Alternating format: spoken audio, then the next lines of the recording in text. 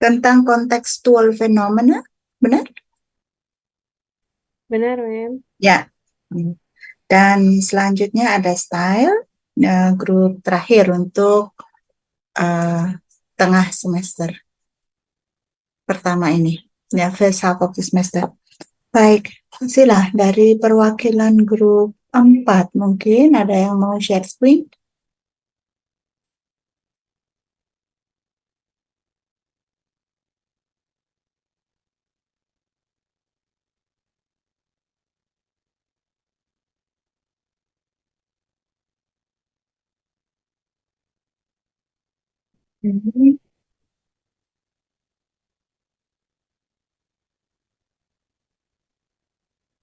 Senang sekali kita bisa mulai tepat waktu. 2 menit lewat dari pukul 4. Sila, grup 4.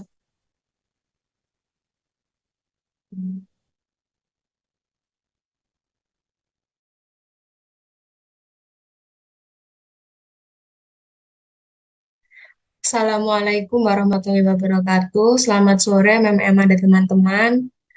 Kami dari kelompok 4 mau mempresentasikan tentang kontekstual fenomena. Yang pertama, anggota kelompok kami ada Mbak Rahma, Mbak Fitria, saya sendiri, dan Puspita.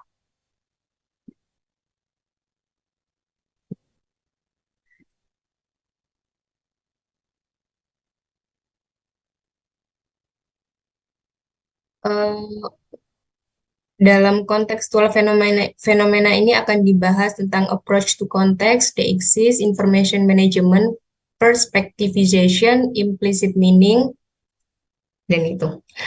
Bagian pertama akan disampaikan oleh Barah. Silakan. Oke, terima kasih semuanya. Selamat sore. Tema pertama kita, halo, bisa didengar dengan jelas? Bisa, Mbak Rahma. Oke, saya lanjutkan ya. Approach to context ya. Next slide, please. Maaf, Rahma menggunakan Iya. headset kah? Oh iya, Mem. Saya Oke, coba dicopot saja. Jangan menggunakan headset. baik-baik. Oke, kita coba dulu. Biasanya sound quality-nya lebih bagus, lebih jelas, lebih jernih, lebih kuat.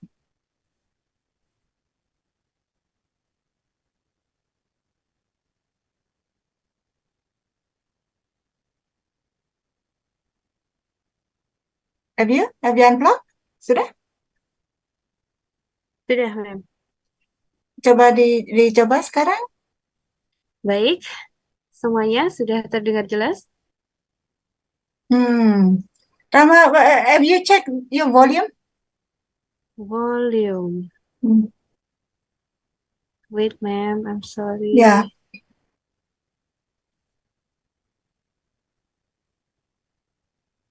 Speaker volume. Oke, check. Yes. That's your problem. Okay, please. Oke, mohon maaf. Terima kasih. Konteks sendiri, kita mulai ya. Konteks is a central parameters in discourse studies. Jadi konteks sendiri itu adalah elemen atau komponen yang paling penting untuk mengerti atau memahami sebuah konteks dalam wacana.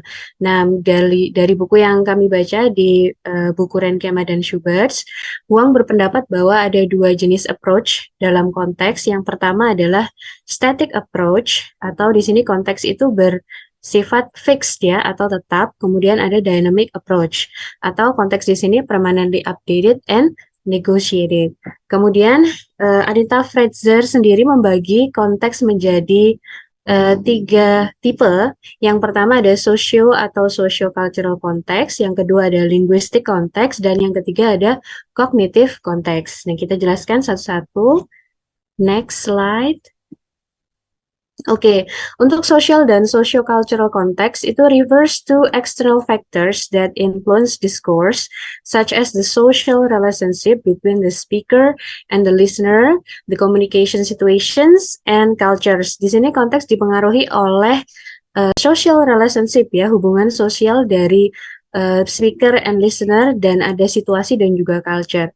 Dari buku kami mendapatkan contoh, you can join us but you are not allowed to come. Nah, ini bagaimana maksud konteksnya gitu ya. Kamu bisa ikut nih, tapi kamu tidak boleh datang. Nah, kalau dipahami secara kontekstual, ini apakah PHP atau bagaimana gitu ya. Ternyata di sini only understandable with the necessary knowledge about the speaker, the addresses, and the particular spatial setting. Nah, setelah kita tahu settingnya, kita tahu siapa yang ngomong dan siapa yang ujaran ini untuk siapa, ternyata di sini ada requirement for entering a bar. Jadi konteksnya di sini ternyata ada syarat kalau mau memasuki sebuah bar. Jadi to have culture specific meaning, ada age requirement ya, ada syarat minimal usia untuk memasuki sebuah bar. Makanya kamu bisa ikut kita, tapi kamu tidak boleh datang. Nah, tidak boleh datangnya di sini merujuk mungkin karena usianya belum di atas 20 gitu ya kalau di luar negeri. Oke. Next slide. Yang kedua adalah linguistic context atau sering disebut sebagai context. This includes the preceding and the following utterances in a discourse as well as the broader linguistic system in which the discourse is taking place. Jadi di sini lebih ke linguistic sistemnya ya. Jadi ada utterances itu ada preceding dan following-nya atau ujaran sebelum atau setelahnya. Jadi di sini dikenalkan ada object fronting dan ellipsis ya. Misalkan di object fronting sendiri di sini adalah proses of moving the direct object of a sentence to the beginning. Jadi objek dari suatu kalimat itu dipindah menjadi di awal. Kenapa seperti itu? Oke, kita perhatikan contohnya ada Lizzie kissed Jack. Ya, just like the normal sentence ya, ada subjeknya, ada verb, ada predikatnya, ada objeknya. Nah, ketika mengalami objek fronting, Jack sebagai objek di sini dipindah di depan. Jadi Jack, Lizzie kiss, karena mau memberikan konteks bahwa Jack yang ini loh yang dicium oleh Lizzie, gitu ya. Jack yang Lizzie cium. Nah, mungkin ini very structural ya, teman-teman yang belajar structure pasti tahu banget kenapa kok Jack di sini bukan subjeknya, ternyata dia adalah objek yang dipindah ke depan. Ya, kalau misalkan contohnya objeknya bukan nama orang, misalkan di bawahnya ada I have read the book. Nah, the book ini bukan orang, kalau dipindah ke depan atau mengalami objek fronting, maka harus dikasih koma.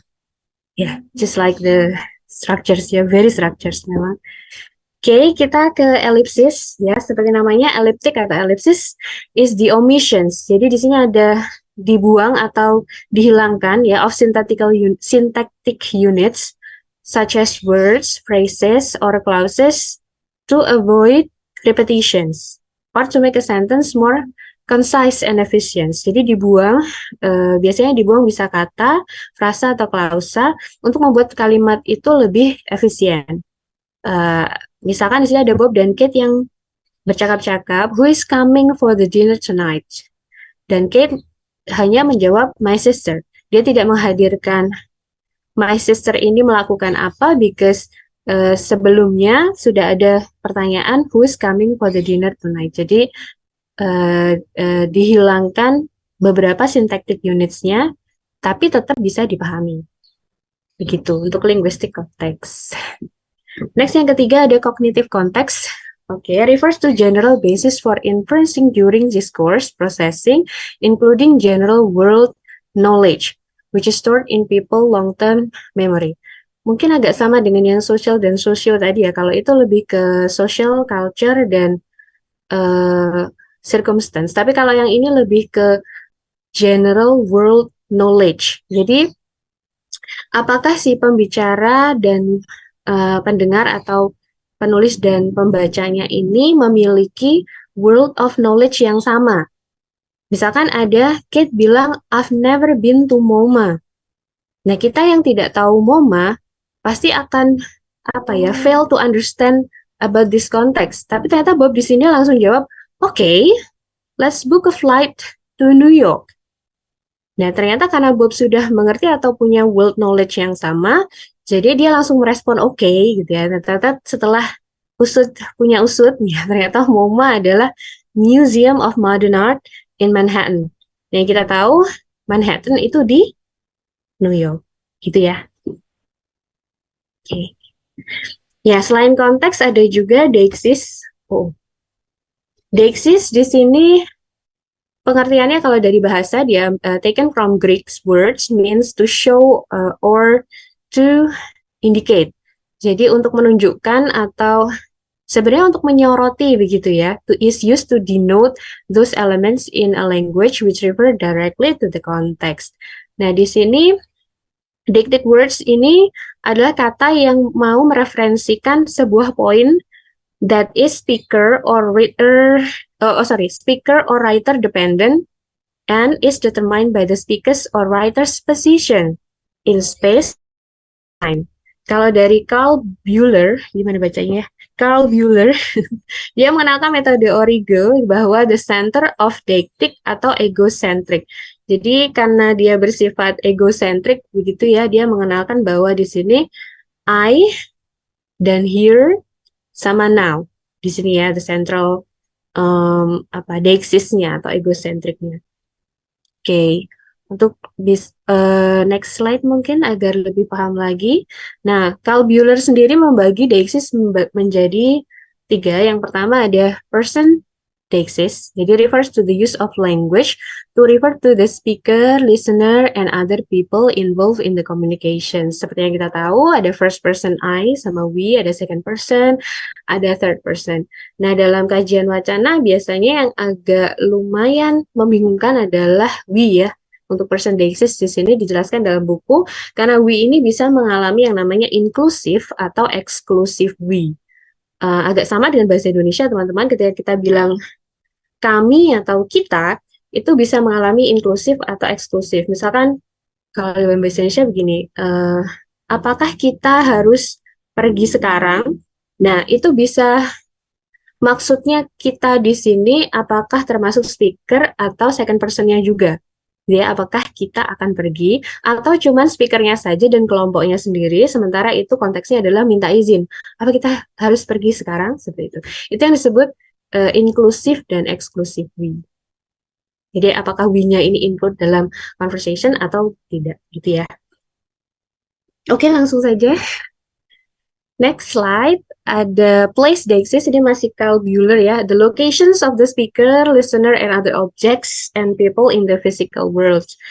Di sini biasanya contohnya ada here, ada there, ada near. Ya, ada di sini, di sana, dan dekat. Dari sini contohnya ada Mary is standing in front of the car. Jadi kalau teman-teman di sini menyoroti place deixis-nya, di sini ada in front of the car. Ada speaker oriented, ada object oriented. Jadi bisa begini, kalau speaker oriented, berarti yang ngomong ini mau menunjukkan Mary itu di mana. Kemungkinan Mary itu standing between the car and the speaker. Karena bilang Mary di mana? Itu loh Mary di depan mobil. Jadi mungkin yang ngomong ini bilang bahwa Mary itu di antara dia, di speakernya ini, dan the car-nya. Tapi kalau kita orientasi kepada objeknya, nah objek sendiri adalah the car-nya, jadi menunjukkan posisi Mary itu dari objek oriented-nya, itu standing in front of the car's front end. Jadi mungkin cuma menunjukkan bahwa si Mary ini di depan persisnya mobilnya gitu. Jadi tidak di antara speaker atau mobilnya gitu. Itu kalau objek oriented. Semoga bisa dipahami.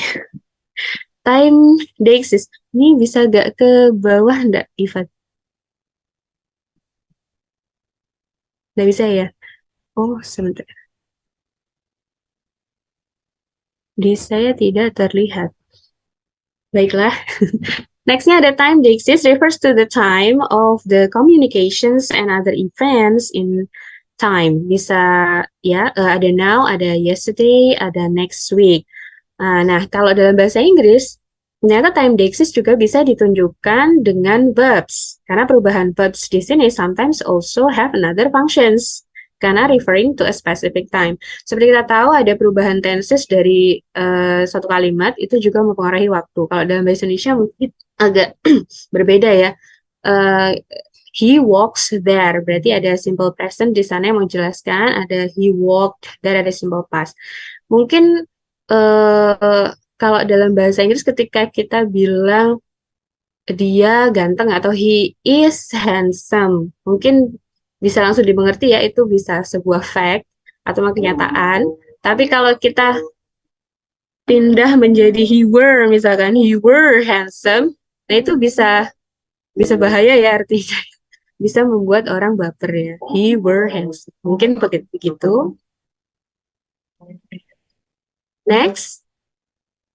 Oke, kemudian Levinson menambahkan dua deiksis lagi. Yang pertama ada discourse deiksis, refers to something that already been mentioned in the discourse. Nah, ini sebentar. Such as in the next paragraph, in the previous chapter, in the following remarks, or in this speech. Jadi discourse deiksis ini merujuk kepada sesuatu yang mungkin sudah disebutkan di sebelumnya, bisa di next paragraphnya atau bisa di di previous chapternya. Ada contoh di sini, this animal is an ostrich. Ini adalah ostrich itu burung unta ya. Nah, ketika ada pertanyaan can you catch it atau can you spell it, nah kita bisa merujuk it-nya itu kembali kemana teman-teman? Can you catch it? Nah, ini kembali ke the physique of the animal ya, atau the ostrich itu sendiri. Hewannya sendiri secara fisik. Tapi kalau yang B, can you spell it? Nah, it ini memang kembali ke ostrich, tapi bukan ke animalnya, melainkan ke tulisan sendiri, O-S-T-R-I-C-H-nya itu, untuk di-spell atau dieja. Begitu. Nextnya ada social deixis, refers to the social relationship between the speaker and the addressee. Nah, ini paling gampang mungkin untuk orang Indonesia memahami ya, karena kita memakai ini ada the use of titles, misalkan ada penggunaan Mr., Miss, atau kalau di Indonesia ada Mbak, Mas, Bapak, Ibu gitu ya. Atau di Jepang ada contohnya honorific. Honorific ini for Japanese ada san, pun, ada chan. Ini yang wibu pasti tahu banget ya. Dan ada lagi contoh di buku ada Shakespeare's English ya, the use though and you. Nah, ini kalau tidak salah merujuk kepada kelas orangnya ya. Kalau misalkan dia lebih dihormati, correct me if I'm wrong, ada menggunakan you. Tapi kalau untuk general pakainya though. Atau teman-teman yang baca Al-Quran translation English translations juga kebanyakan ada though-nya ya, you-nya diganti dengan the. Oke, terakhir ada Huang menambahkan satu deixis lagi, namanya adalah emotional deixis, can be used to indicate emotional proximity or distance. Ya, biasanya memakai demonstrative pronouns. Apa sih demonstrative pronouns? Ada this, that, ya, these, this, that, those. Ya, ini contohnya kalau di buku ada press conference by siapa ya? Bill Clinton waktu dia having like scandals gitu ya, dia bilang kalau nggak salah skandalnya karena dia sexual assault lah ya dengan sekretarinya. Dia bilang I did not have sexual relations with that woman, Miss Lewinsky. Saya nggak pernah ada itu hubungan dengan that woman. Di sini ditekankan untuk menunjukkan emotional deixis. Padahal kalau kalimat sederhana cukup I did not have sexual relations with Miss Lewinsky. Sudah cukup ya memberikan info, tapi adanya that di sini ini untuk menekankan bahwa ada stress di sini ya, atau emotional proximity. Seperti itu dari saya. Kemudian selanjutnya akan dilanjutkan sahabat saya. Baik, selanjutnya ada information management atau manajemen informasi. Ini berkaitan dengan persoalan bagaimana isi kalimat-kalimat suatu teks disajikan dan distribusikan secara berurutan. Nah, sejalan dengan itu, dalam buku ini yang kami baca diperkenalkan juga konsep staging dan juga perbedaan antara given information and new information. Yang pertama ada konsep staging. Dalam wacana, kata-kata atau kalimat itu disajikan secara linear, mengikuti satu sama lain. Di samping itu, struktur informasi yang disajikan juga sesuai dengan pentingnya informasi dalam konteks tertentu. Dalam konsep staging ini nantinya akan ditemui istilah foreground dan background, di mana foreground adalah elemen yang menjadi fokus utama dalam sebuah teks wacana. Bisa berupa poin utama, pesan inti, dan topik yang ditekankan. Sementara background adalah elemen-elemen yang memberikan latar belakang, bisa mencakup informasi tambahan, penjelasan, dan unsur-unsur lainnya untuk bantu memberikan pemahaman yang lebih komprehensif. Selain foreground dan background, juga ada head-tail principle atau prinsip kepala ekor begitu. Nah, head-tail principle ini semakin ke kiri atau ke head atau ke kanan, ya ini tail, suatu informasi yang disajikan itu semakin penting dan menonjol. Sementara terkadang bagian tengah yang ada dalam sebuah wacana itu adalah informasi yang kurang ditonjolkan. Seperti contohnya pada 15E dan 15F. 15E, dalam kalimat 15E ini yang ingin ditonjolkan oleh penutur ataupun penulis itu ada di bagian on vegetation-nya. Oleh karena itu, mengapa dia meletakkannya di bagian belakang jika dibandingkan dengan kalimat F, bagian on vegetation-nya ini diletakkan di tengah karena memang tujuannya bukan on vegetation-nya yang ingin ditonjolkan, tetapi kota yang ingin ia kunjungi. Kemudian prinsip Hetel juga, dari prinsip Hetel ini kita bisa menyimpulkan mengapa sebuah kalimat itu terkadang tidak terhubung dengan baik ataupun tidak runut, seperti pada contoh 18A dan 18B. Nah, pada kedua kalimat ini, unsur yang ingin ditekankan memang the problems cannot, however, be blamed solely on the failing UI policy of recent years. Nah, kalimat pada 18B dianggap lebih koheren daripada 18A. Kenapa? Karena pada 18A ini apa yang terjadi, situasi yang terjadi saat ini disebutkan terlebih dahulu daripada situasi yang terjadi di masa lalu. Nah, itu dianggap tidak koheren karena kalau yang seharusnya kalimat yang runut itu menceritakan situasi yang terjadi di masa lalu, kemudian apa yang terjadi di masa kini, sehingga kemudian kalimatnya bisa diteruskan dengan fakta-fakta yang terjadi di masa kini. Selanjutnya ada given and new information. Menurut Cave, given information adalah informasi yang telah diketahui atau dikenal oleh pembaca maupun pendengar dalam konteks pembicaraan maupun tulisan tertentu. Nah, biasanya given information ini diletakkan di awal kalimat sehingga pembicara atau penulis bisa melanjutkan dengan informasi baru. Sementara new information atau informasi baru ini adalah informasi yang belum dikenal oleh pembaca atau pendengar sebelumnya dalam sebuah konteks pembicaraan. Jika biasanya given information berada di depan, new information ini berada di belakang, seperti pada contoh tuturan 24, your father did it. Nah, pesan yang ingin ditekankan oleh penutur di sini adalah sesuatu yang dilakukan oleh ayahnya si pendengar. Oleh karena itu, dia meletakkannya di belakang kalimat daripada di awal kalimat.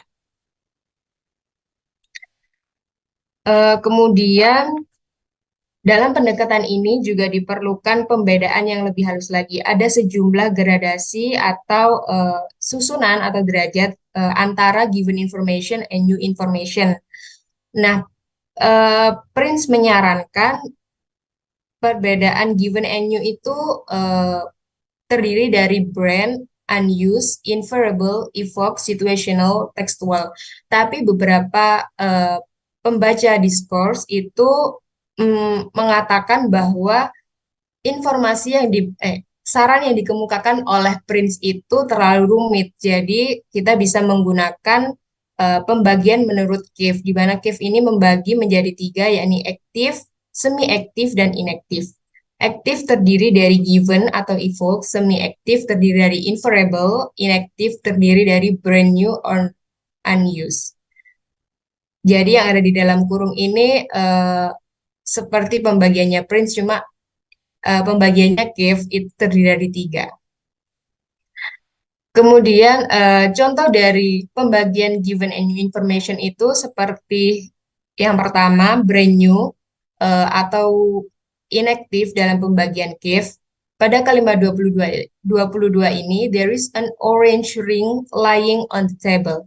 Nah, pesan yang ingin ditekankan oleh penutur di sini adalah lokasi di mana ada an orange ring. Oleh karena itu ini kan diletakkan di belakang. Nah, sementara brand new atau unsur yang tidak terpakai di sini adalah an orange ring. Kemudian yang kedua adalah unused, termasuk dalam inaktif juga dalam pembagiannya case. Your father did it, di mana unused dalam kalimat ini adalah your father, atau unsur yang tidak terpakai, karena memang penutur ingin menonjolkan apa yang sedang dilakukan oleh your father ini. Kemudian ada inferable atau semi-aktif pada kalimat 26. My whole suitcase was searched by them. Luckily, it didn't occur to them to open the tube of toothpaste.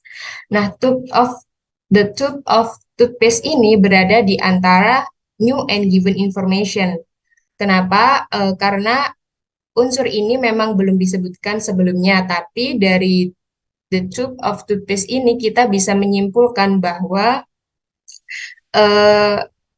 the tube of toothpaste ini merujuk pada hal-hal unsur-unsur yang sudah disebutkan sebelumnya, yakni my whole suitcase was searched by them, bahwa orang-orang ini khawatir tentang isi bagasi yang digeledah oleh mereka. Yang keempat, yakni ada situationally evoked. Pada kalimat 27, I was approaching the intersection at high speed. The traffic light was green. Nah, jika dalam kalimat 27, narator orang pertama sudah menceritakan kisahnya, maka aku bisa muncul secara situasional. Kemudian ada textually evoke atau active dalam pembagian cave, di mana textually evoke ini mengacu pada unsur-unsur yang telah disebutkan dalam sebuah wacana. Seperti contoh, there was a young couple walking in front of me. While walking, he put his arm around her. Yang termasuk dalam textually evoke di sini adalah he dan her, di mana bisa kita simpulkan bahwa keduanya merujuk pada young couple atau unsur yang telah disebutkan sebelumnya. Jadi unsur yang telah disebutkan sebelumnya ini tetap diaktifkan meskipun pada kalimat selanjutnya unsur young couple ini kembali disebutkan, dijelaskan. Selanjutnya ada perspectivization yang akan dijelaskan oleh Puspita.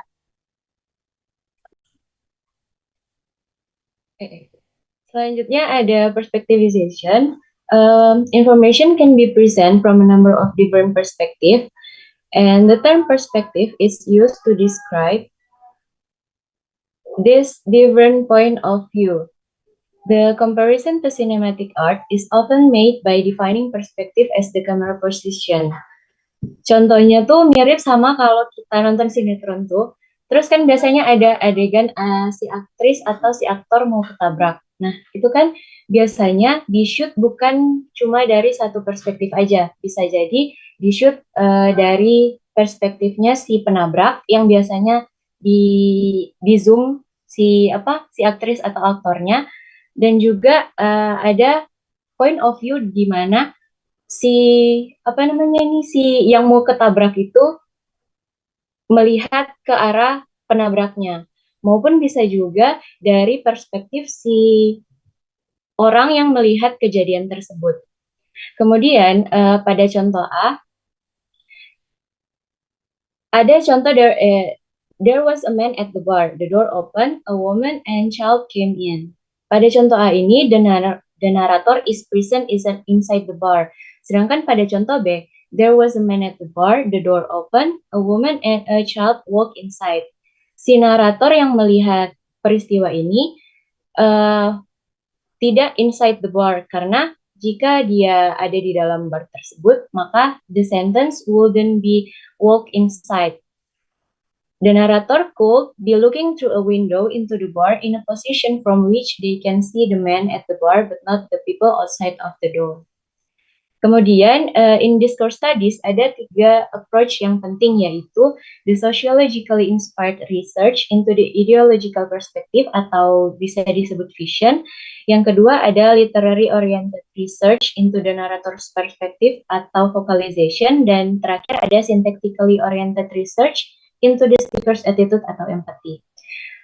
Pada vision, seperti yang saya jelaskan tadi, kalau vision itu sociologically inspired research into the ideological perspective. Jadi, tidak heran kalau ada dua newspaper yang meliput kejadian yang sama, tapi nanti isi dari liputan tersebut memuat fokus yang berbeda.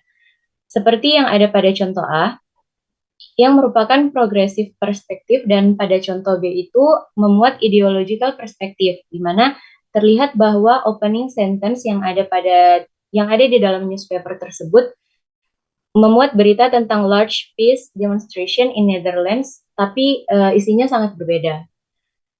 Yang kedua ada vocalization. Kita melihat pada literary oriented into the narrator's perspective, di mana the central idea is that the narrator could be someone other than the individual who has witnessed or is witnessing an event. In vocalization, there's subject and object, an observer and something that is being observed. The subject of the vocalization is called vocalizer. Tapi vocalizer ini dibagi lagi menjadi dua, yaitu external vocalizer dan character bound vocalizer. Pada contoh A itu, Peter, I don't know how to pronounce it, but okay, gave a start when he heard the man coming up the stairs. Pada contoh A ini, si Peter ini merupakan external vocalizer karena dibuktikan dengan kata heard yang ditulis setelah he. Sedangkan untuk contoh B ada si Peter ini merupakan object of vocalization-nya Mary karena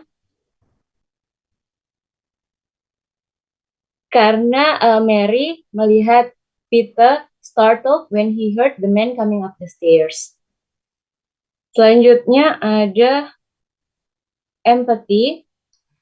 In discourse studies digunakan untuk mendescribe the degree to which a speaker identifies with a person or object which is part of an event or condition that's described in a sentence. Contohnya ada di bagian A, di mana the empathy is equally divided. John hit Mary. Kita bisa fokus ke John maupun si Mary. Dan kemudian pada contoh B, John hit his wife. Empathy tersebut is direct into John daripada si Mary. Sedangkan Mary di sini tidak ditulis sebagai Mary, melainkan John's wife. Dan untuk contoh yang C, empathy yang ada lebih ke direct ke Mary's husband, karena John di sini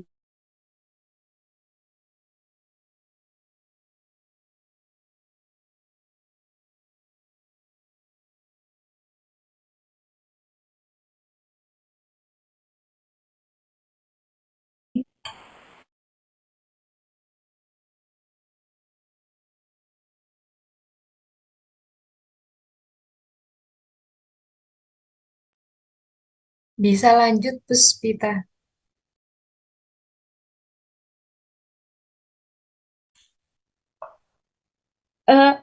selanjutnya bisa dijelaskan oleh Mbak Fitria.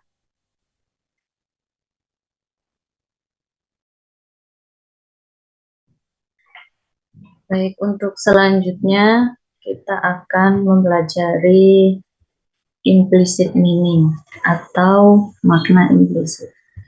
Makna implisit sendiri adalah makna yang dinyatakan secara tidak langsung, atau mungkin informasi yang itu kita dapat secara tersirat dalam sebuah kalimat atau wacana. Dalam buku itu ada contoh nomor 40, itu John requires to complete his studies. John memerlukan 7 tahun untuk menyelesaikan studinya. Nah, dari kalimat nomor 40 ini, dari contoh kalimat nomor 40 ini, kita dapat menarik beberapa informasi. Yang pertama, there is a person named John. Ada seseorang yang bernama John. B, John was a student. John adalah seorang mahasiswa. Dan C. John was not a brilliant student. John bukanlah murid yang brilian. Nah, dalam kalimat C ini meskipun tidak ada kalimat atau informasi eksplisit bahwa seberapa pintar John, tapi hanya menyatakan lamanya waktu yang dibutuhkan John dalam menyelesaikan studinya. Nah, untuk kalimat yang A, there is a person named John, di sini menunjukkan fakta bahwasanya memang ada seseorang yang bernama John. Kemudian untuk kalimat D, fakta bahwasanya John adalah seorang mahasiswa. Dan dapat disimpulkan bahwasanya dia memerlukan waktu 7 tahun untuk menyelesaikan sebuah studinya itu. Next. Ketika kita mempelajari sebuah makna implisit, jadi kita akan mempelajari juga makna itu posisinya ada di mana, atau tipe makna implisit itu sendiri. Yang pertama ada presupposition. Presupposition is to assume beforehand, yaitu mengasumsikan sebelumnya, atau asumsi yang dibangun sebelum sebuah wacana itu, atau enaknya ngomong itu sebuah praanggapan.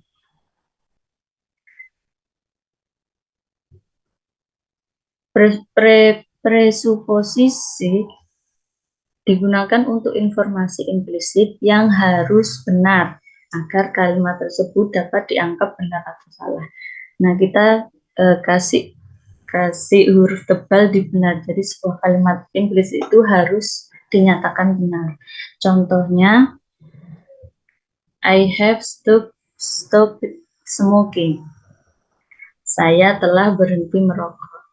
Nah, kalimat saya telah berhenti merokok ini akan dianggap benar jika yang mengatakan sebelumnya adalah orang itu benar-benar merokok. Makanya di sini kalimat presuposisinya adalah I used to smoke. Jadi saya adalah seorang perokok.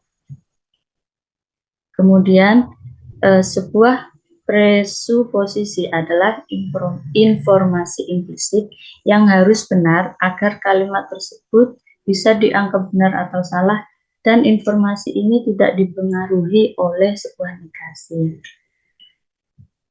Contohnya nomor 41. John is not opening the window. John membuka atau tidak membuka jendela. 41A, the window was closed. Jendela itu tertutup. Nah, pada kalimat A yang diberikan di sini atau yang ditulis di sini adalah sebuah preposisi yang mereka benar. Karena sesuai dengan penjelasan tadi bahwasanya presuposisi adalah informasi implisit yang harus benar dan informasi ini tidak terpengaruh oleh negasi. Jadi meskipun kalimat ini dikatakan positif ataupun negatif, maka presuposisinya harus tetap benar. Nah, di kalimat ini disebutkan dalam kalimat A. Next. Presuposisi dapat dipicu oleh kata-kata itu sendiri. Contohnya nomor 44. Carly has the flu again. Kalimat A, Carly has had the flu before. Nah, 44 tadi kan Carly lagi-lagi terkena flu. Nah, di 44A, Carly pernah mengalami flu sebelumnya. Jadi preposisinya di sini adalah 44A yang dapat ditarik dari kata again. Jadi again ini bisa membuat makna implisitnya itu sendiri, bahwasanya Carly dulunya pernah mengalami flu, seperti itu. Kemudian penekanan memainkan peran penting dalam menarik sebuah presuposisi. Dalam kalimat ini ada 4 kemungkinan ya teman-teman. Jadi penekanan itu akan menghasilkan sebuah makna implisit sesuai dengan posisi penekanan itu sendiri. Contohnya ini, yang nomor 47, semisal penekanannya itu dikatakan dalam subjeknya yaitu PT, jadi nanti kalimat preposisinya akan mengatakan PT and no one else, hanya PT dan tidak ada orang yang lain. Yang kedua, B, yaitu dari kata sales-nya sendiri. Jadi kalimat preposisinya nanti akan PT does not give them away. PT tidak memberikannya secara cuma-cuma. Dan yang C, kalau misal penekanannya itu pada paintings, maka kalimat preposisinya adalah PT does not sell sculptures. PT tidak menjual patung. Dan yang terakhir, apabila penekanannya itu pada kata museum, jadi kalimat preposisinya akan PT does not sell paintings to individuals, yaitu PT tidak menjual lukisan kepada individu. Next. Tadi kan kita sudah mempelajari presuposisi, yaitu praanggapan. Nah, yang tipe kedua kita akan mempelajari inference. Inference adalah istilah kolektif untuk semua informasi implisit yang mungkin dapat ditarik dari suatu wacana. Istilah inference atau dalam bahasa Latin inference yang berarti membawa masuk, digunakan untuk menunjukkan fenomena bahwa wacana mengundang pengetahuan atau informasi yang dapat digunakan untuk memahami informasi. Next. Nah, dalam buku yang kita baca, selain preposisi itu ada beberapa kasus yang lebih signifikan yang perlu kita pelajari. Di antaranya yang pertama adalah entailment. Entailment adalah istilah yang diambil dari logika. Jika A lebih besar dari B dan B lebih besar dari C, maka dapat disimpulkan bahwa A lebih besar dari C. Contohnya nomor 52.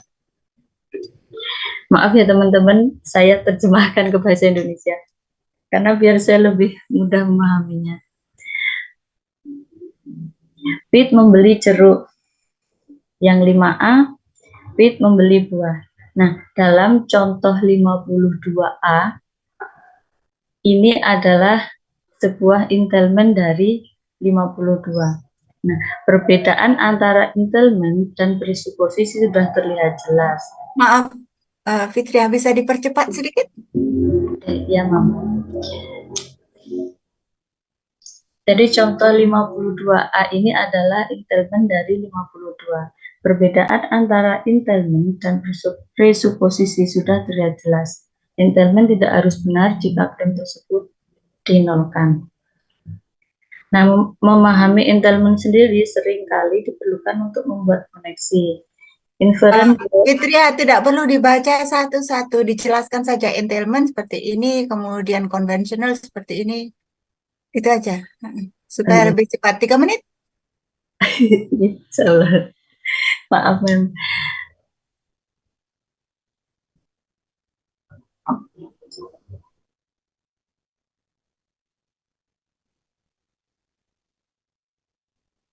Jadi contoh 5A ini adalah sebuah entailment dari 52 PT membeli jeruk. Next. Yang kedua, conventional implicate. Conventional implicate adalah istilah konvensional yang diciptakan oleh Grace. Mungkin teman-teman kemarin sudah baca di bagian 2.4, bahwasanya Grace memberikan contoh seperti ini. Yang ini jangan didiskon ya, conventional implicature. Di sini ada. Judulnya jangan didiskon, ya. It's a conventional implicature. Konvensional Bukan implicate. Not an implicate. Implicature. Di sini ada. Saya kurang ngetiknya. Conventional implicature.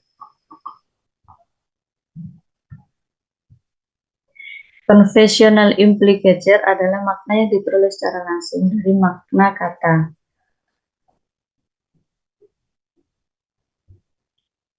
Contohnya 53, dia adalah orang Inggris, oleh karena itu dia berani. Nah, dari kata oleh karena itu, seseorang dapat melalui makna yang tetap atau berdasarkan konversinya dan menyimpulkan bahwasanya orang Inggris itu adalah orang yang berani. Next. Conversational implicature atau makna yang harus disimpulkan oleh penerima itu sendiri dengan mempertimbangkan konteks sebuah ucapan. Contohnya yang 54, A, sudahkah kamu membeli buah? Dan 54B, jeruk-jeruk sudah ada di dalam lemari pendingin. Nah, berdasarkan prinsip kedua Grace, secara tidak langsung, A dapat mengasumsikan bahwa B bisa diajak kerjasama dan juga dapat mengasumsikan bahwa B memiliki alasan untuk memberikan informasi bersifat tambahan, bergantung pada konteks B itu sendiri.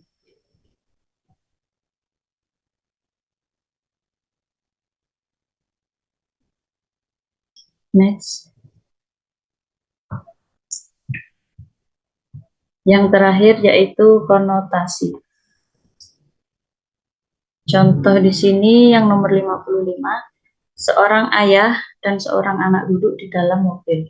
Mereka mengalami kecelakaan serius. Ayahnya tewas seketika dan sang anak dibawa ke rumah sakit dalam kondisi kritis. Saat korban masuk ke ruang operasi, sang ahli bedah berseru, "Oh tidak, saya tidak bisa menjalankan operasi. Itu adalah anakku." Nah, cerita ini mengandung konotasi gender yang menimbulkan kebingungan banyak orang. Implikasi juga muncul bahwa ahli bedah adalah seorang pria, sementara banyak orang mungkin mengasumsikan bahwa seorang ahli dokter bedah itu adalah seorang laki-laki.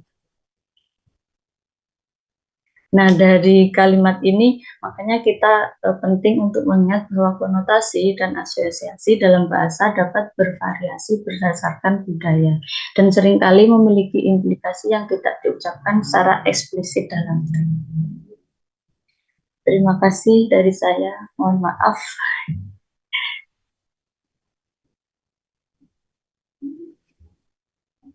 Baik, ini sebetulnya bukan Fitria, tapi yang sebelum-sebelumnya. Fitria yang terakhir jadi Fitria yang kena tegur saya. Jadi mungkin nanti ya presentasi yang setelah ini diusahakan tidak membaca satu persatu ya. Karena dengan begitu Anda menghabiskan waktu 1 jam sendiri.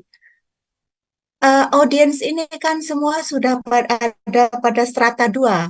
Yang perlu mereka dapat dari presentasi Anda adalah bagaimana Anda menjelaskan poin Anda. Kan Anda namanya PPT ya, powerful point, bukan powerful words ya, bukan powerful reading. Jadi Anda jelaskan saja poinnya, Kak. Anda sudah berikan judul konsepnya apa. Kalaupun di situ ada contoh-contoh, Anda sebutkan 1 atau 2 saja. Harusnya begitu supaya waktu kita untuk tanya jawab lebih banyak. Itu ya. Baik, nanti mungkin bisa mulai diterapkan ke grup 5.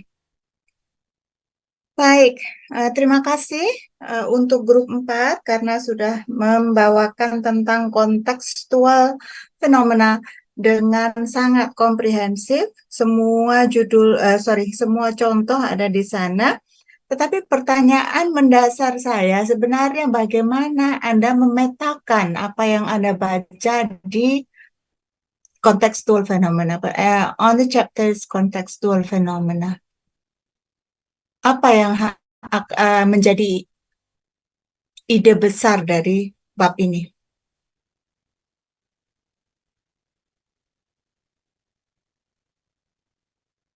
Bahwa dalam suatu izin menjawab, dalam suatu kajian itu sangat diperlukan sekali pemahaman mengenai konteks.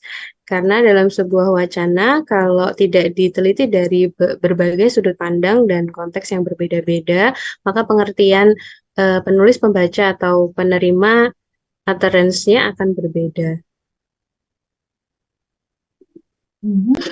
Sebenarnya saya hanya minta satu kata saja. Atau kata kuncinya saja. Apa dari sekian yang Anda bahas itu sebetulnya Anda berbicara tentang apa? Mengetahui konteksnya. Yes, Fitria. Perfect. Konteks. Dari awal sampai akhir yang Anda cari apa itu? Konteks semua. Ya kan? Nah, itu dulu. Nah, itu dulu yang menjadi pegangan Anda. Ya.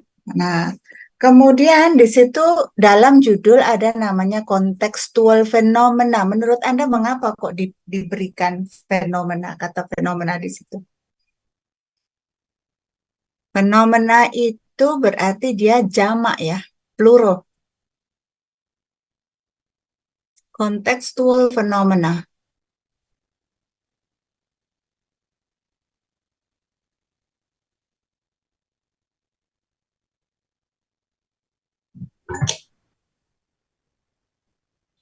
Karena Mau diperhatikan, maaf sebentar. Mau diperhatikan kalau Anda ingin chat, mungkin Anda bisa tujukan in private ya, supaya yang lain tidak ikut baca. Baik, bisa dilanjutkan, Fitria. karena ketika sebuah kalimat atau wacana itu diucapkan, itu nggak mungkin semisal dari konteks A ke konteks B itu memiliki makna yang sama. Makanya kita perlu mempelajari konteks-konteks dalam menganalisis sebuah wacana. Jadi semisal kalau ada ruang A, B, C, D, kan nggak mungkin. Semisal dari ruang A itu mungkin kelas 1, ruang B kelas 2, kan nggak mungkin kita mengetahui dari kelas B itu ada di kelas A, atau kelas 1 ada di kelas 2, gitu. Saya nanggapnya seperti itu. Sebentar ya, saya coba share screen. Saya akan coba pakai whiteboard.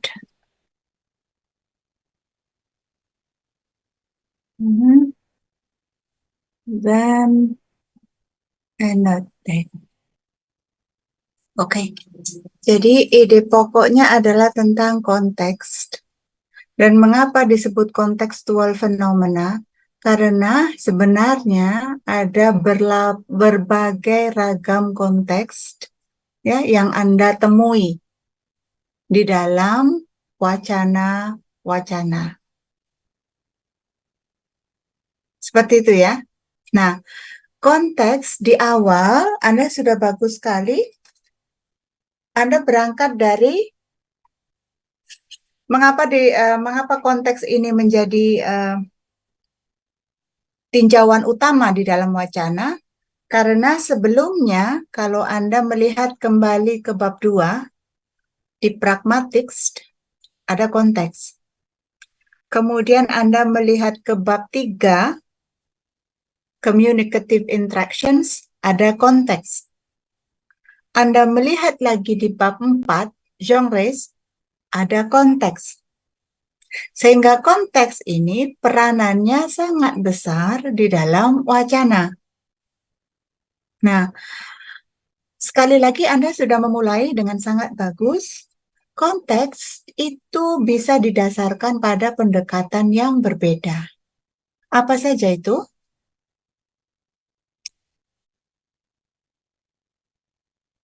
sosial, atau sosiokultural, ya kan?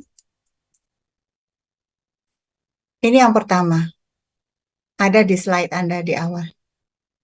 Yang kedua, linguistic approach. Linguistik. Ya, betul. Baru yang ketiga adalah kognitif. Nah, sebetulnya dari tiga inilah berkembang diskusi-diskusi Anda yang sangat detail itu. Semuanya itu nyantolnya ke sini.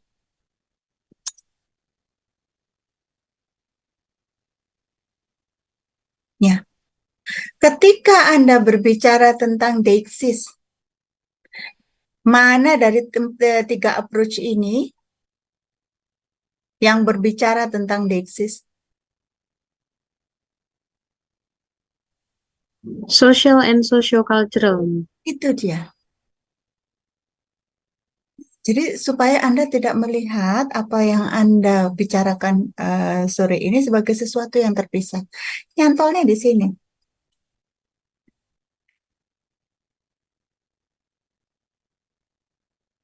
Ya kan? Nah, DXC sendiri kemudian Anda jabarkan. Ada person, ya, ada place, ada time. Atau dalam analoginya namanya I, here, now. Ya, I untuk personnya, here untuk place-nya, now untuk time-nya. Oke? Nah, deixis itu menjadi bagian yang major di dalam social atau socio-cultural approach. Ya, yang utama itu yang deixis. Tetapi ada yang minor. Apa itu? Ini yang major. Yang minor apa?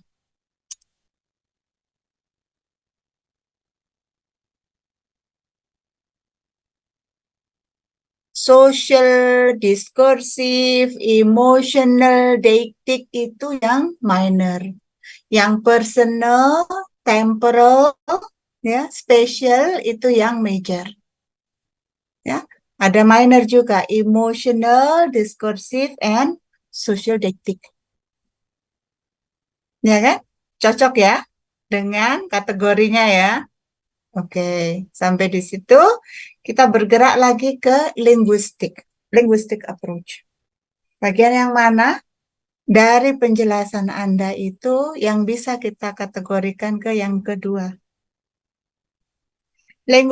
Dalam linguistic approach itu kan kita melihat linear sequence ya. Jadi kita melihat urutan. Ya. Urutan dalam linguistic science-nya. Jadi dalam tanda linguistiknya. Bagian yang mana yang Anda gunakan untuk elaborating that linguistic approach? Staging tadi, Ma'am ya. Ya, staging itu salah satu. Information management. Exactly. Saya senang kalau begini nih lancar. Saya cepat ini. Nah, information management itu kan Anda bicara banyak di situ ya. Staging, given and new itu kan masuk di situ. Ya kan, struktur informasi itu kan masuk di situ. Given and new, foreground, background itu kan information management. Bagaimana informasi itu disampaikan. Bagaimana informasi itu dikelola dan disampaikan. Information management. Itu ya. Nah, setelah itu baru kita, aduh, kok tulisan saya typo semua. Kognitif. Hold on. Ini kelebihan. Ini juga social cultural. Saya bingung bacanya. Oke, cognitive approach. Mana yang termasuk cognitive approach? Perspective. Perspectivization itu cognitive approach. Apalagi? Perspectivization karena informations itu bisa dari berbagai macam perspektif. Nah, berbagai macam perspektif itu bisa dituangkan dengan cara berbagai macam vision, ya kan? Ada vision, ada vocalization, ada empathy. Nah, itu.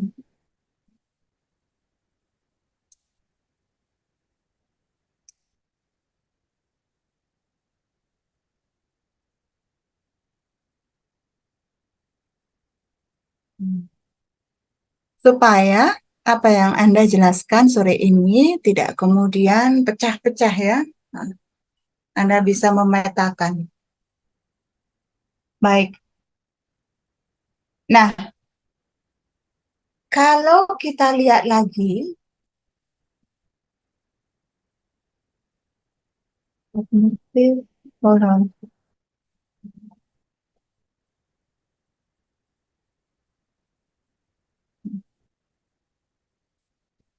masing-masing pendekatan ini bisa Anda gunakan untuk menganalisis wacana yang nantinya ya pendekatan ini akan menghasilkan analisis wacana yang berbeda-beda. Ya. Oops. Perspectivizations. Are you sure perspectivizations is part of cognitive?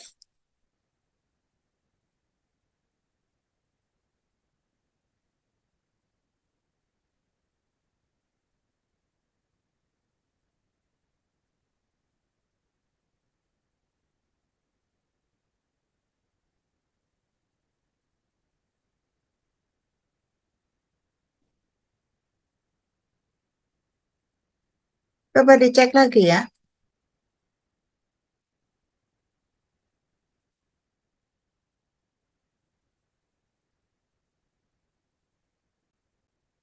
Dengan pendekatan socio-cultural, Anda bisa melihat perspektif yang berbeda. Nah, dengan melihat pada perspektif yang berbeda, analisis wacana yang Anda hasilkan sifatnya kritis.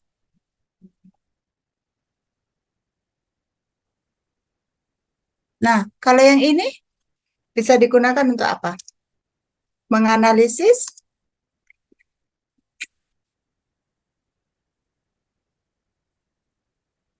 karena yang Anda analisis yang di dalam, internal, ya. Kalau yang kognitif, Implicit meaning mungkin, Mas. yang Implicit kognitifnya, meaning. implicit meaning itu bagian dari apa?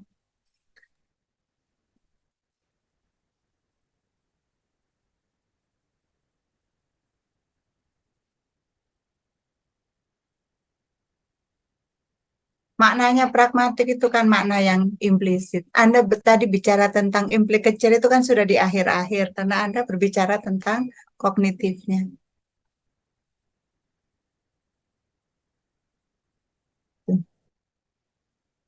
Jadi kira-kira sudah bisa melihat gambarannya lebih jelas ya.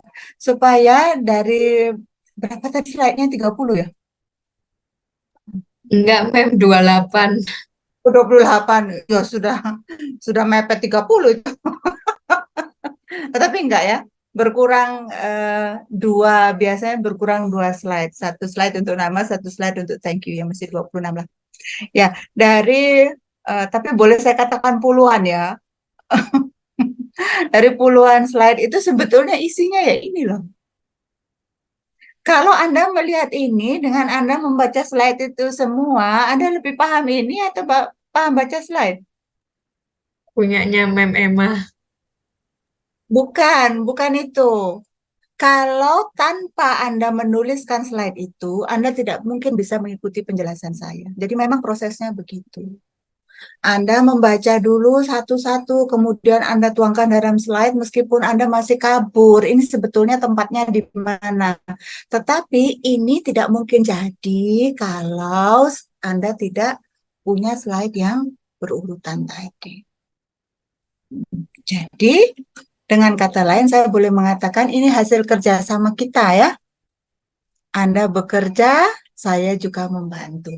Saya membantu saja, ya, membantu memetakan supaya ide yang sekian banyak itu tidak sporadis. Nah, sorry, konsep yang sekian banyak itu tidak menjadi sporadis. Gitu ya. Oke. Untuk contohnya, sudah super lengkap, 50 contoh semua ada. Ya, good job. Hanya sayang kalau Anda kemudian tidak bisa memetakan. Jadi Anda tahu sekarang, mengapa ada analisis tentang konteks yang disebut dengan kontekstual fenomena. Pertama, karena konteks itu menjadi central issue dalam diskurs. Nah, ketika Anda membahas diskurs, itu tidak mungkin lepas dari kata konteks. Nah, yang kedua, fenomenanya itu berlapis, multi-layer. Ya kan? Nah, fenomenanya berlapis. Jadi ada yang bisa kita lihat, bisa kita analisis karena itu verbalized ya. Ada yang harus kita analisis setelah tahu konteksnya, itu yang implisit. Nah, dan yang terakhir, kontekstual fenomena itu bisa dikatakan konteks dependent. Sangat bergantung konteks. Ya, kalau kita bicara tentang tiga ini, semuanya bergantung pada konteks. Even yang kedua, kalau Anda melihat information hanya linguistic approach saja. Linguistic approach kan internal. Even it isn't internal, tetapi Anda harus melihat strukturnya. Bagaimana informasi itu dikelola? Apakah foreground, background? Foreground, background itu kan ada di dalam kalimat. Nah, itu kan internal. Kalau Anda tidak paham foreground background-nya, Anda tidak mungkin bisa menganalisis kalimat itu. Nah, foreground background itu bagian dari konteks. Given and you itu bagian dari konteks. Ya, bagaimana Anda tahu itu given, bagaimana Anda tahu itu new? Kan Anda berpegang pada konteks. Tapi konteksnya Anda bisa identifikasi secara internal. Itu ini. Itu ya. Baik, ada pertanyaan?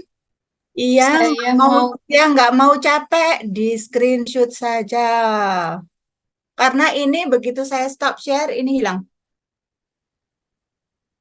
Karena ini hanya annotated. Apa-apa? Ada yang tanya? saya mau bertanya, Mem. Jangan Eh, panjang. Grup 5 sudah nggak sabar. ya, satu pertanyaan aja kok. Oke, 1 menit.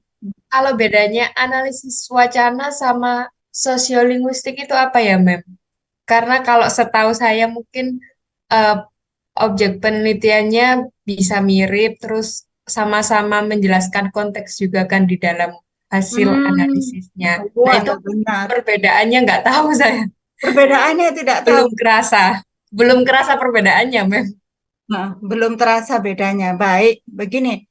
Ketika pertama kali Anda belajar tentang diskurs, apa yang ada di benak Anda? Konsep apa yang Anda pahami tentang diskurs? Written and Diskurs spoken itu interaction. secara sederhana adalah Written and spoken interaction. written and spoken interactions itu kan jenisnya, ya kan? Tapi diskursnya sendiri itu apa?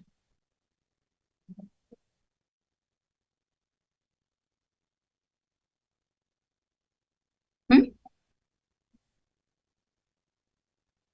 Objeknya, wacana. Objeknya. Objek Kalau apa? social linguistic mungkin ininya ya, Mem, fenomena yang ada di masyarakatnya. Tunggu dulu, pertanyaan saya masih Oh, tentang wacana, belum ke wacana. wacana itu apa?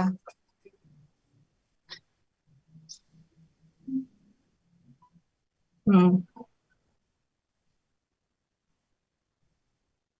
Yang sederhana saja, supaya Anda bisa melihat dulu, at least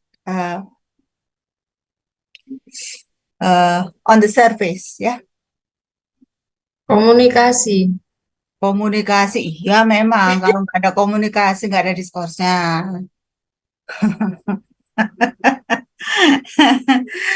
Diskurs.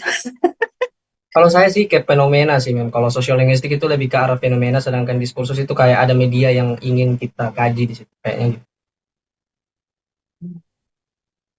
Fenomena. Penjelasan dosen S1 saya gitu dulu, Mem. Kalau Ya, diskurs itu dia fenomena seperti itu kan terkait dengan data yang Anda gunakan ya. Tapi sebetulnya apa yang bisa kita lakukan dengan DA dan apa yang bisa kita lakukan dengan sociolinguistics? Karena sebetulnya Anda benar kalau Anda bingung karena ini memang irisannya kuat. Ya, dari tadi juga saya nyenggol-nyenggol pragmatik terus. Diskurs dengan pragmatik irisannya kuat. Di mana irisannya di konteks itu? Ya, kalau kita bicara diskurs kan kita tidak bisa lepas dari konteks. Anda bicara pragmatik bisa lepas konteks, nggak bisa kan? Kalau semantik memang konteks independen. Karena makna di dalam semantik itu tidak terikat pada konteks, tapi makna pragmatik itu terikat konteks. Ya. Nah, diskurs itu diskurs dengan pragmatik. Diskurs dengan sosiolinguistik irisannya di mana? Tahu? Nah, saya kasihan dengan grup 5, saya kasih jawabannya aja cepat-cepat ya. Irisannya di function. Diskurs itu kan mencari hubungan antara bentuk dengan fungsi. Ya, sementara sosiolinguistik itu menjelaskan fungsi bahasa. Itu loh irisannya. Fungsi bahasa di mana ya di masyarakat? Ya kan, relationships between language and society toh. Sosiolinguistik itu. Nah, sosiolinguistik itu yang dianalisis apanya? Ya, fungsi-fungsi yang bisa dibawa oleh bahasa itu ketika digunakan di dalam masyarakat. Irisannya di situ. Kira-kira begitu. Ya? Nah. Jadi Baik. benar kalau Anda bingung itu benar karena saya baca sosiolinguistik ada diskurs. Saya baca diskurs ada sosiolinguistik, saya baca pragmatik ada diskurs, saya baca diskurs ada pragmatik. Nah, ini gimana? Iya, memang beririsan. Cuman mungkin Anda masih kabur irisannya di sebelah mana. Nah, itulah irisannya ya. Kira-kira begitu. Terima Bagus. kasih, Mem. Sama-sama. Boleh dilanjutkan ya, grup 5.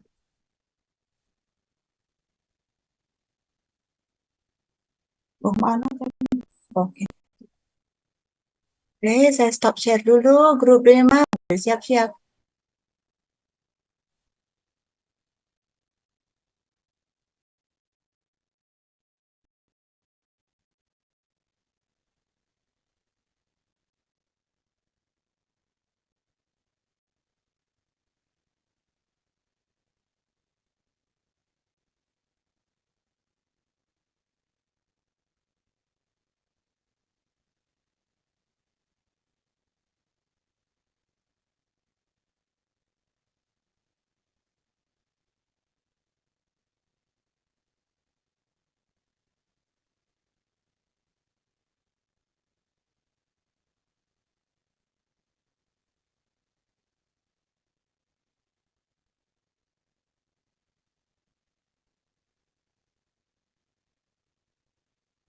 Selamat sore, Mem. Bisa terdengar suara Sore. saya? Bisa. Oke. Sambil menyiapkan PPT, izinkan saya memperkenalkan kelompok kami. Kami dari kelompok terakhir yang akan membahas tentang style and stylistic. Sebelumnya, saya sendiri Batriani Wayudi. Yang kedua, partner saya Jihan Fatiruniza. Dan yang terakhir ada Aulia Nur Eliza. Sebentar, Mem.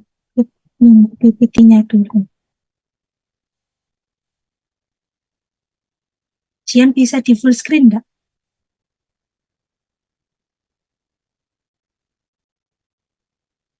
Oke, thank you. Nah, sebelum masuk ke dalam penjelasan style and stylistic lebih jauh, izinkan saya memberikan konsep atau menjelaskan konsep tentang style di sini.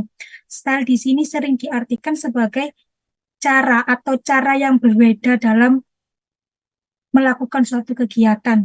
Nah, style di sini berasal dari kata Latin yang artinya stilus, yang memiliki arti seperti pena atau pulpen kalau bahasa Indonesianya.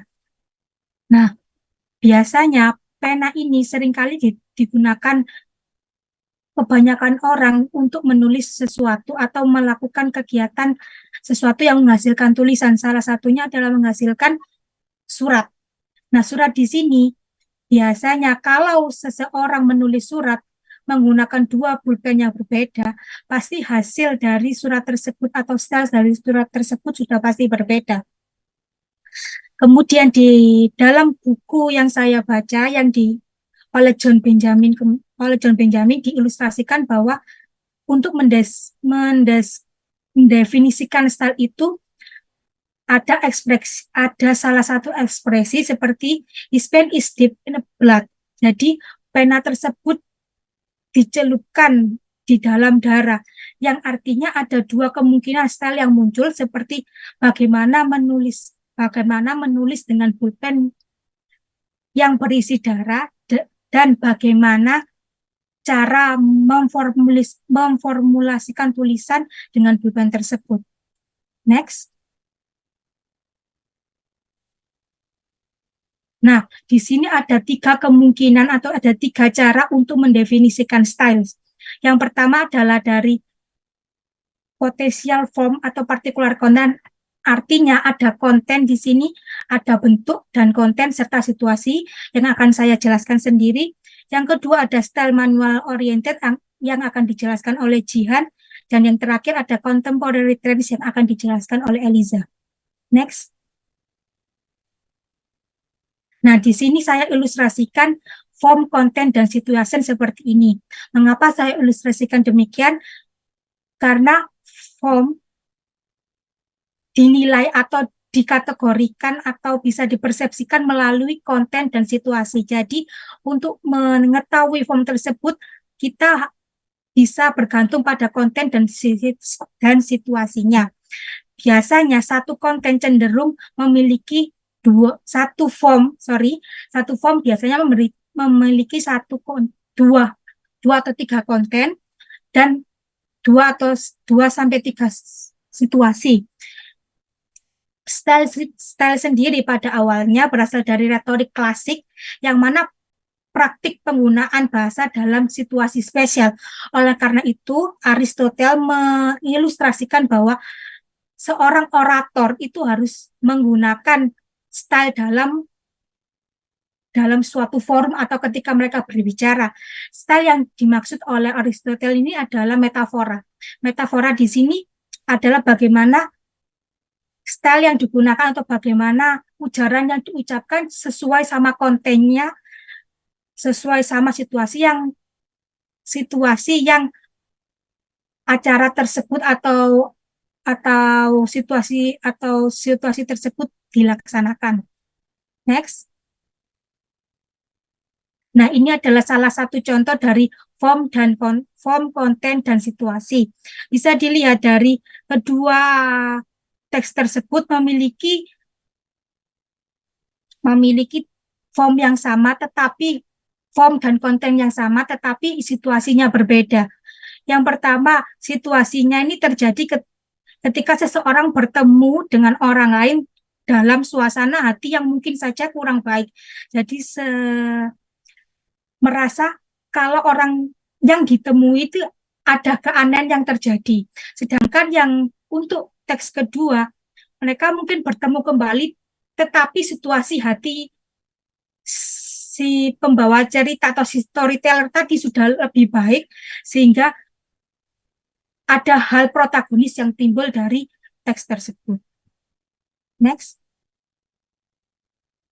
Nah, selanjutnya adalah style fact register. Kenapa saya kasih style fact register sini? Bahwa style di sini di cover atau register ini berada di dalam style, yang mana style itu dijelaskan melalui situasi yang lebih spesifik. Nah, saya di sini kasih contoh musik. Kenapa saya kasih contoh musik? Seseorang dapat membuat musik atau satu konten musik yang sama, misalnya saja dengan tema kata cinta atau love, tetapi dengan different sound. Artinya musik tersebut bisa saja temanya cinta, tapi bisa saja dipakai menggunakan tipe musik EDM, rock, pop, dan lain-lain. Nah, di sini ada contoh dari buku yang saya baca. Ada yang kata pertama, John does not go to school because Mary is ill. Sedang yang kedua, because Mary is ill, John does not go to school. Nah, dari kalimat A dan kalimat B, mereka memiliki konten yang sama, form yang sama, tetapi situasinya berbeda. Bisa dilihat di kalimat A, bahwa faktanya yang tidak pergi sekolah adalah John, tetapi yang sakit adalah Mary. Tapi di sini tidak dijelaskan bahwa Mary tidak pergi sekolah. Kemudian diperjelas lagi di konten yang C, bahwa Mary memang sakit sehingga John tidak pergi sekolah. Jadi ada alasan kenapa John tidak pergi sekolah. Berbeda dengan kalimat A dan B, bahwa masih ada ketidakjelasan kenapa John tidak pergi sekolah padahal yang sakit Mary. Kemudian untuk kalimat yang D, dijelaskan di sini lebih jelas sekali, tapi sifatnya individu.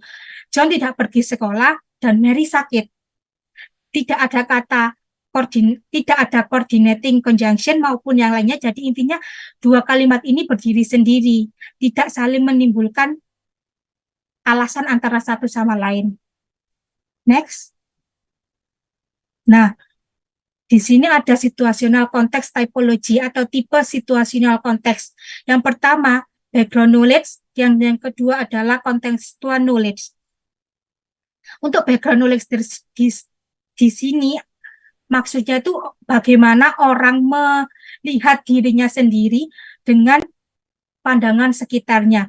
Untuk contextual knowledge di sini adalah bagaimana orang memahami konteks yang terjadi atau isu-isu yang terjadi atau masalah yang mereka pahami secara langsung maupun tidak langsung. Ini menurut Partridge 2012. Jadi, menurut pandangan stylistik, tidak ada variasi bebas dalam pembuatan formulasi-formulasi wacana.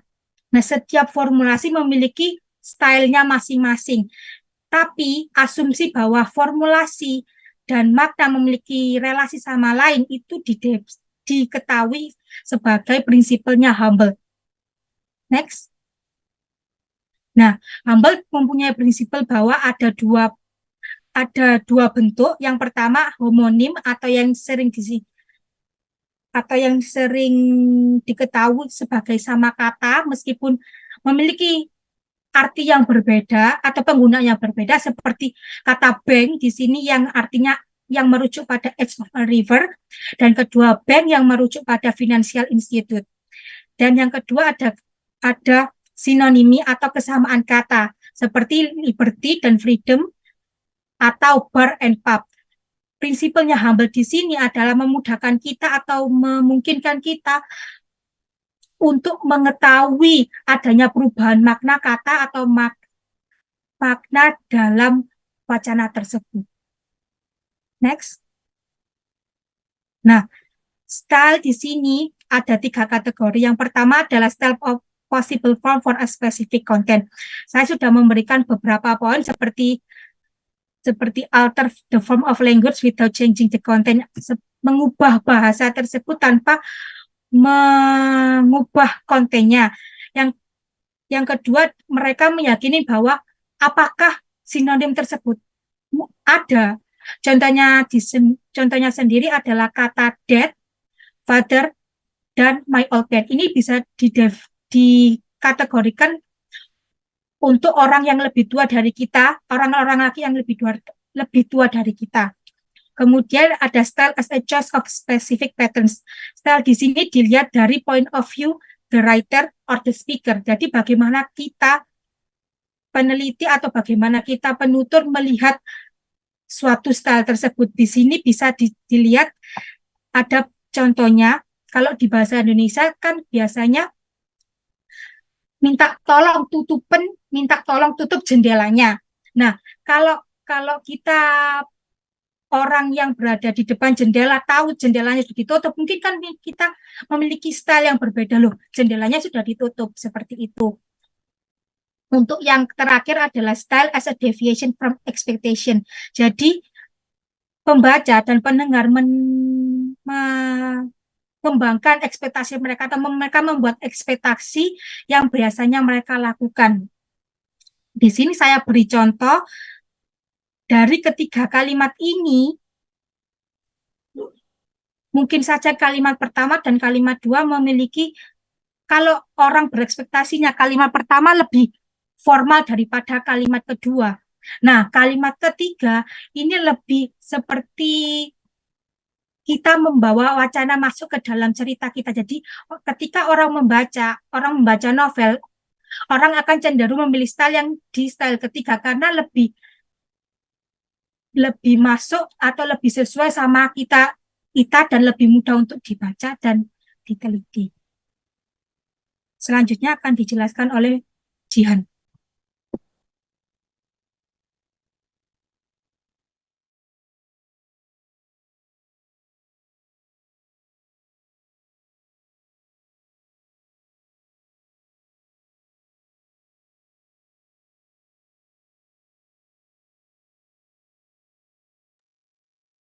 Boleh kita break sebentar aja, nggak sampai 5 menit mungkin ya. Kita hormati azan. Baik.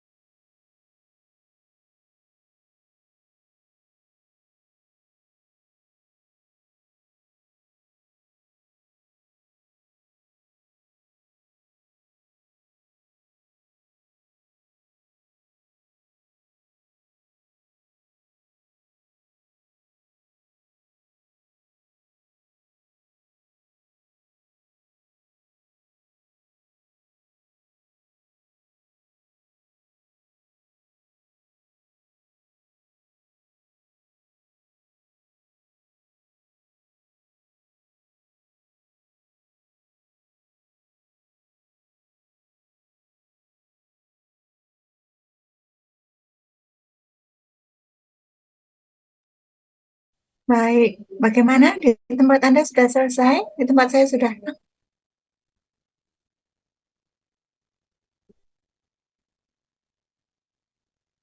Ya, benar-benar. Oke, silahkan lanjutkan.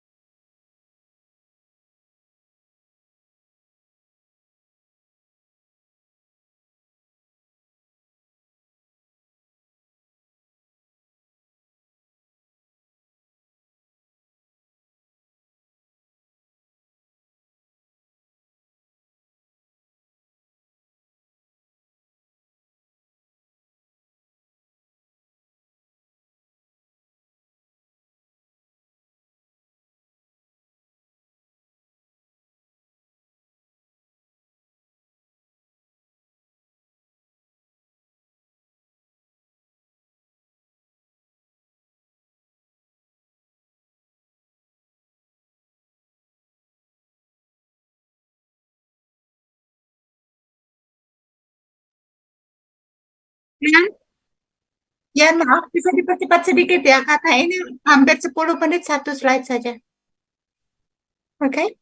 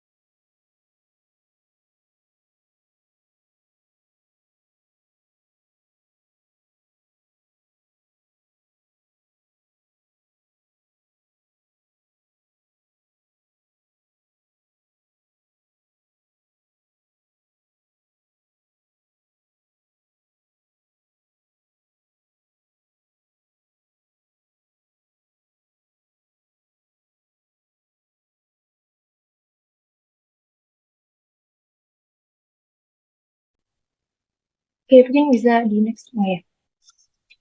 Oke, apakah suara saya terdengar? Oke, saya izin duplikasi teman karena sepertinya tidak terdengar kalau di via laptop. Oke, lanjut ke contemporary approaches to statistics.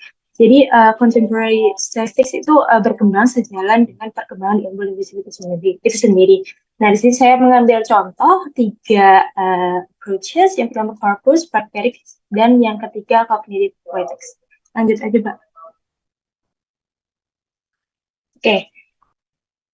Yang pertama corpus statistics. Jadi corpus statistics itu adalah computer assisted research method yang deals dengan data yang besar yang menghasilkan quantitative result yang mungkin dinotis secara ketika kita menggunakan analisis secara manual seperti itu.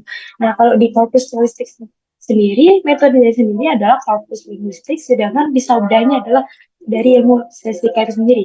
Nah, kenapa sih menggunakan corpus? Karena corpus sendiri bisa mensupport wide range description of the particular styles, mungkin dari specific words, authors, atau berbagai literary genre, or even periods of literary history. Nah, contohnya kita bisa menganalisis dari segi konkordansi, kolokasi, dan frekuensi. Lanjut. Nah, ini contoh dari buku. Sebenarnya pengaplikasian dari korpus statistik itu misalnya kita ingin tahu nih bagaimana perbedaan bahasa sehari-hari atau everyday language dengan bahasa yang ada di karya sastra. Nah, ini bisa dikaji dengan menggunakan korpus statistik. Contohnya saya di sini menggunakan konkordansi dari noun shoulder. Nah, di sini untuk everyday language-nya saya mengambil dari British Newspaper Language yang diproses di corpuslist.ak.uk. Di sini muncul ada nih kata-kata yang bersandingan dengan shoulder, yaitu hard shoulder yang saya bold. Fokusnya atas yang saya bold, yaitu cold shoulder dan juga dislocated shoulder. Nah, hard shoulder sendiri kan adalah highway ya, atau jalan raya, terms di jalan raya. Sedangkan cold shoulder sendiri adalah metafora yang berarti mungkin pengabaian.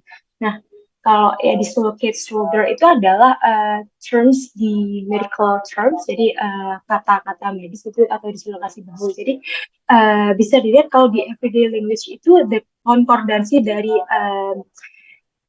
noun shoulder itu sangat merepresentasikan dari kehidupan sehari-hari.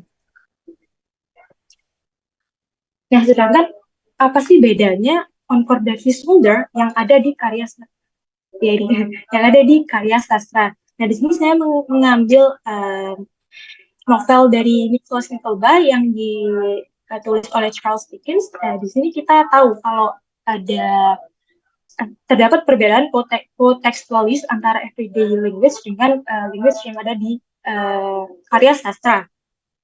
Kita bisa lihat ada kolokasi dari pattern pertama, yaitu look over his shoulder dan looking over his shoulder.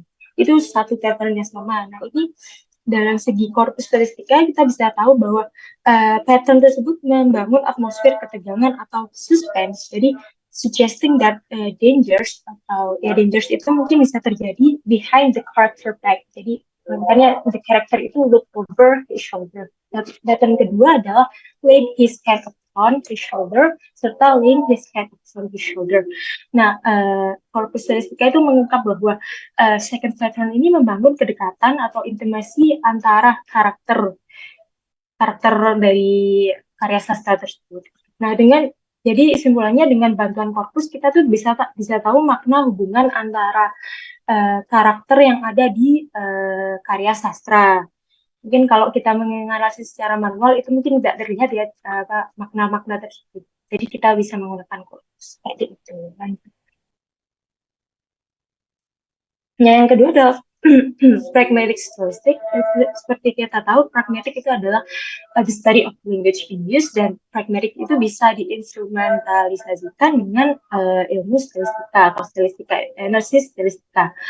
Nah, apa sih pragmatic statistika? Pragmatic statistika adalah discipline that examines literary discourse with the help of pragmatic linguistic approaches.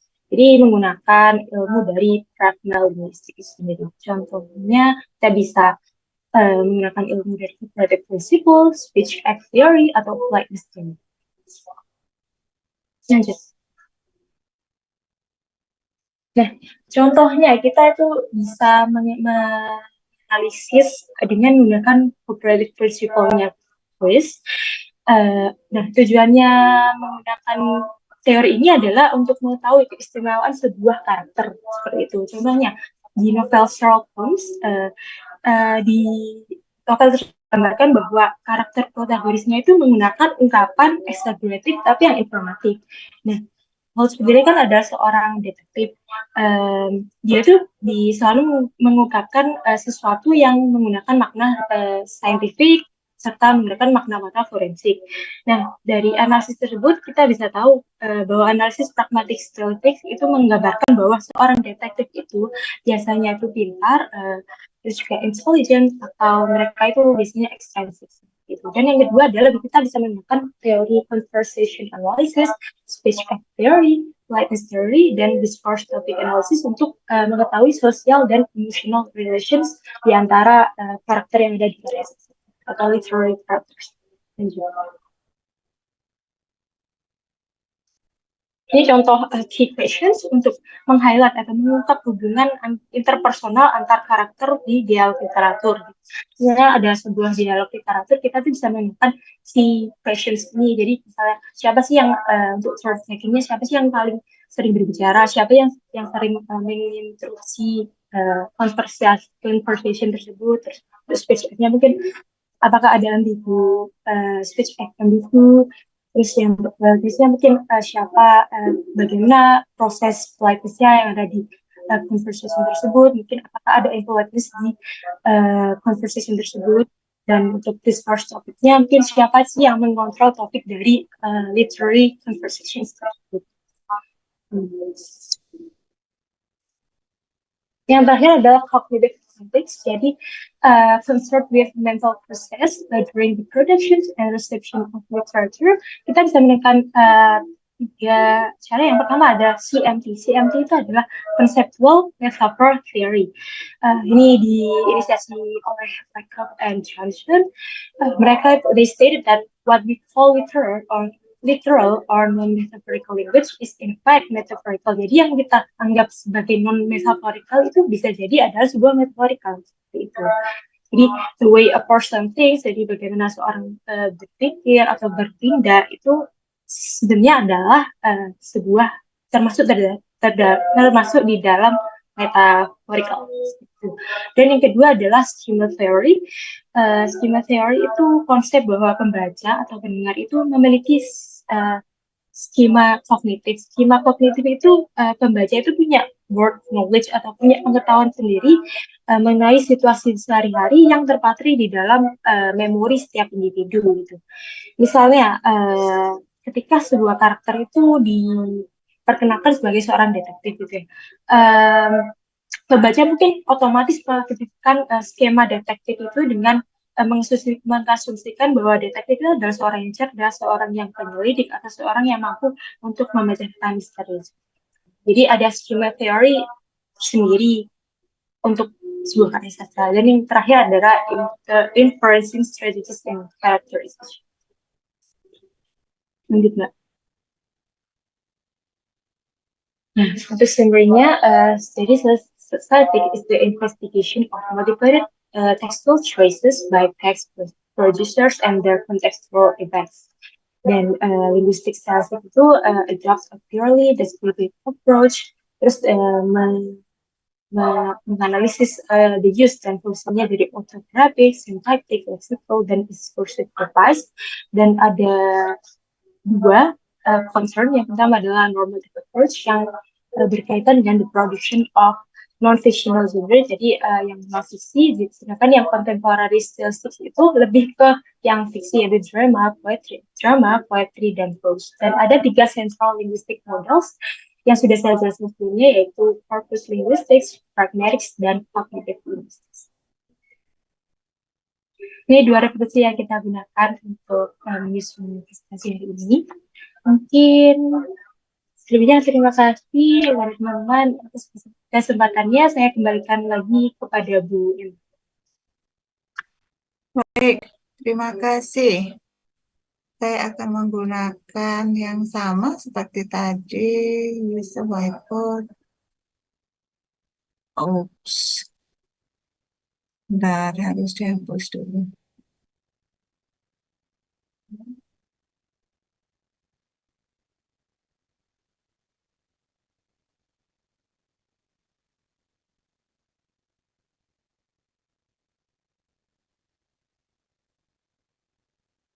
Oke.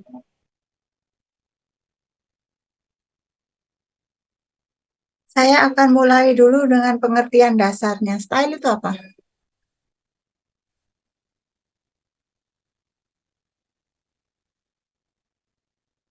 Oops. Modelnya Gaya, Mem. Atau di dalam buku itu Anda nyebutnya apa?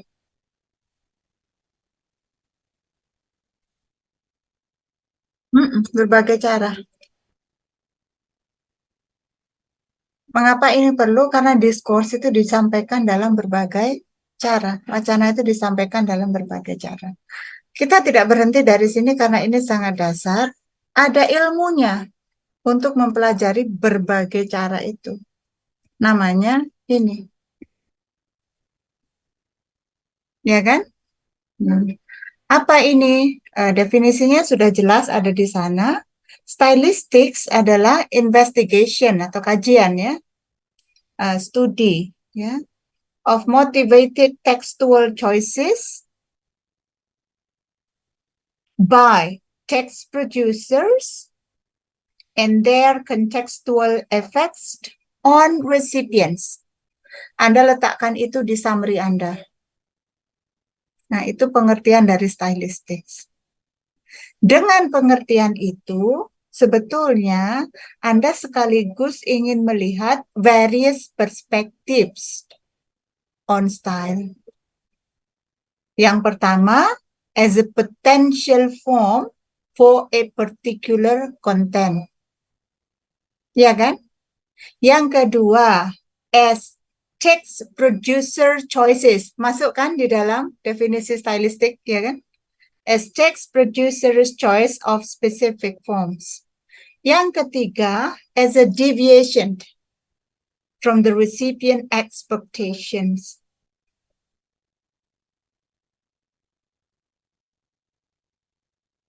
Ya kan?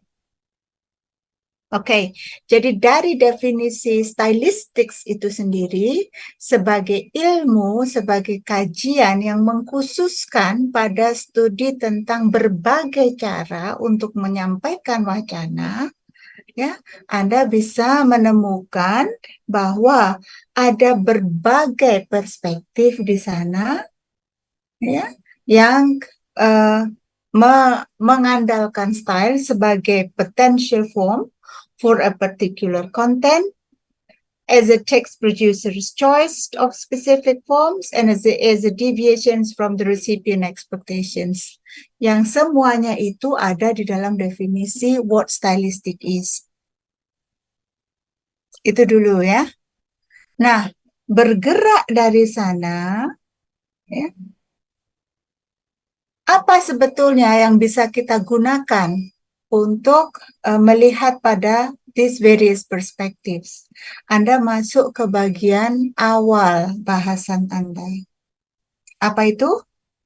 Form, content and content, and situation. situation. Form, content, and situations itu menjelaskan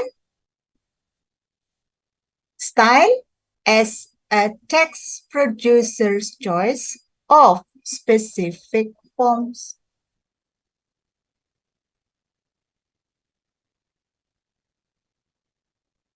Ya, kalau yang pertama as a potential form for a particular content itu lebih general, lebih common, ya kan?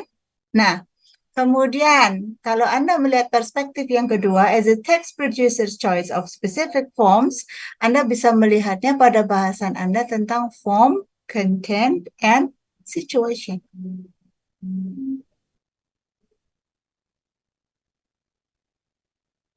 Nah, yang ketiga, bagaimana dengan deviasinya? Bagaimana dia bisa bergeser? As a deviation from the recipient expectations, itu Anda bahas dalam views on style.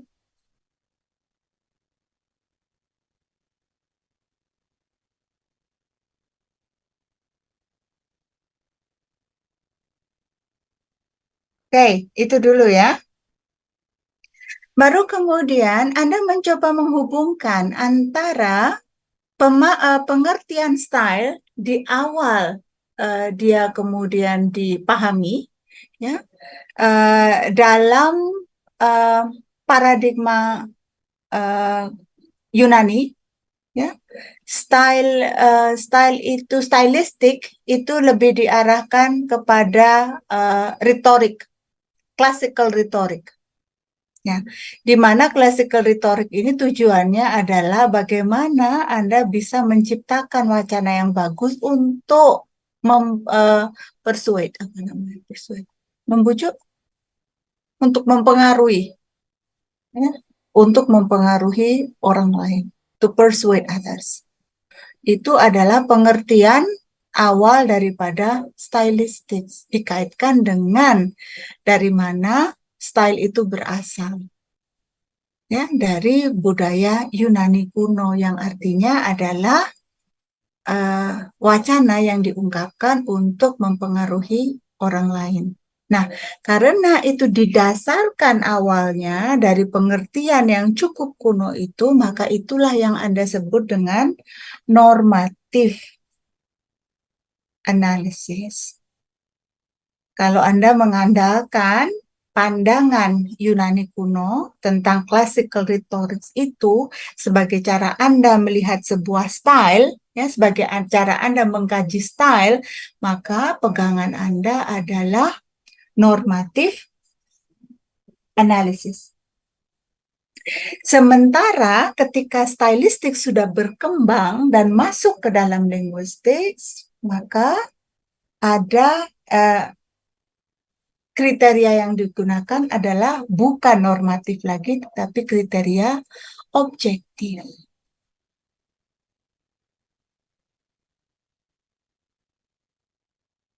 Nah, mengapa ini kemudian saya sebut sebagai bagian atau definisi ketiga dari style?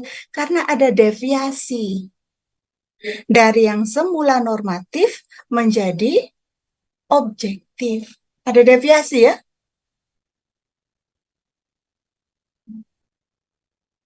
Jadi sebetulnya ketika Anda berbicara normatif conceptions versus objective criteria, itu Anda menjelaskan definisi ketiga.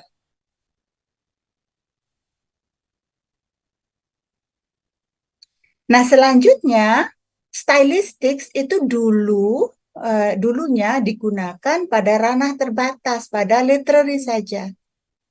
Sedangkan ketika pemahaman tentang kajian stylistik atau stilistika, dalam bahasa Indonesia namanya stilistika, ketika stilistika ini kemudian berkembang ya dan diadopsi oleh linguistics, maka everyday language pun bisa dianalisis stylenya. Itu yang Anda bahas di everyday language versus literary language. Ada ya bahasan itu?